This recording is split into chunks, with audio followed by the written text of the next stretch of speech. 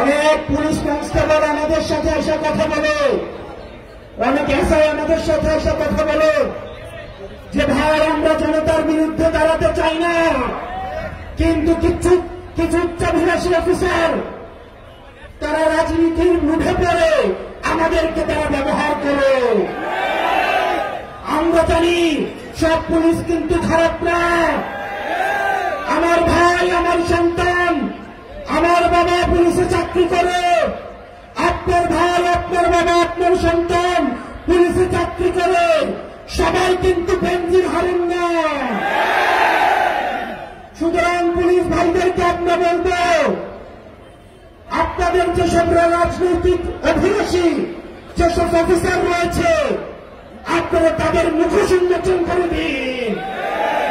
আপনারা রাজনৈতিক দলদাসে পরিণত হওয়ার দরকার নাই।